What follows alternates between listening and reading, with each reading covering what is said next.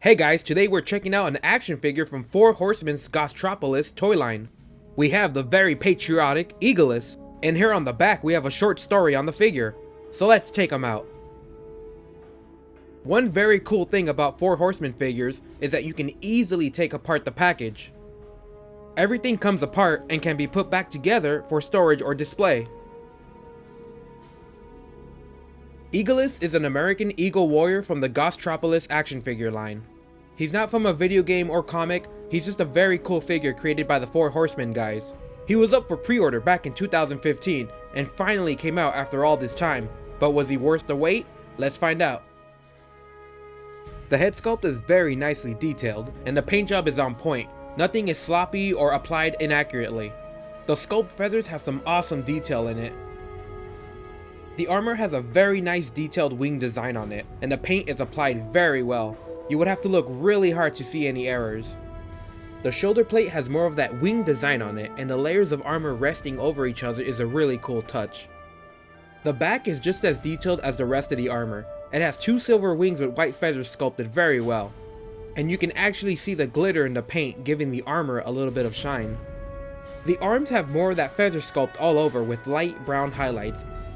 The abdomen area of the armor has more of that detailed sculpting. You can see little birds flying over pillars and what looks to be a moon in the background.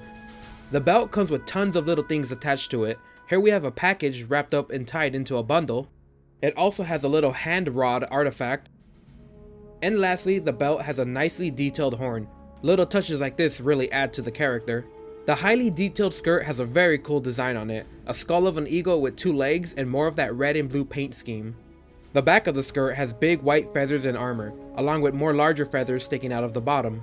And finally, completing the lower armor, we have a red cloth-like sculpted piece with a silver design on it. The thighs have more of that brown highlights over it, and the feathers are nicely detailed in the sculpt. At the very bottom, we have the leg guards. Sculpted white wings and stacked up pieces of armor cover the legs. And finally, the feet of the figure, a very bright yellow color contrasting the dark talons. So let's see what kind of articulation we got. His head rotates left and right, and slightly up and down. Shoulder rotates, and opens, but is stopped by the armor just a bit. Double jointed elbows. Wrist rotates and bends. His chest rotates left and right, along with more of that rotation at the waist. He has ball jointed thighs. Bends back and forth at the knees, a rotatable and bending ankle,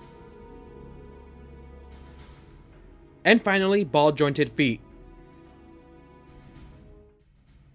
So let's check out some of the accessories. The spear comes in two pieces. They connect together easily and are slightly bendable but made of a hard plastic. It comes with an alternate open-toed feet replacement. It easily pops into place. You can try to get it into a nice attacking position, but it won't be able to stand on its own. And it also has another set of feet, this time closed. They pop into place and you definitely won't get it to stand on its own with these.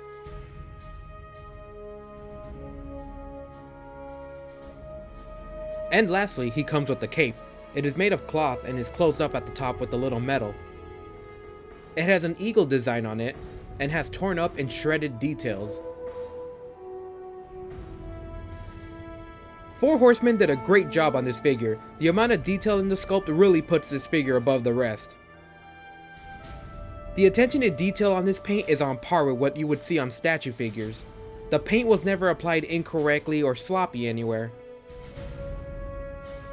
The articulation is a huge win here too. Not only did Four Horsemen have a ton of articulation, but they hit it very well. There are other figures out there that look butchered by the articulation, but Four Horsemen found a very nice balance between flexibility while keeping a great sculpt. The only negatives I can think of don't actually have to do with the figure itself, long pre-order wait times and an above average price compared to other retail figures. But this was my first time pre-ordering anything from Four Horsemen, so I didn't know what to expect. While the wait time was very long, the figure is insanely good and was worth the wait. I'd recommend checking out 4 Horsemen and seeing what they have in stock for their next line of figures, but make sure you can take the wait because it will be a while. Alright guys, that covers up my review of the Eagalus figure. Thanks for watching and remember to subscribe for more content.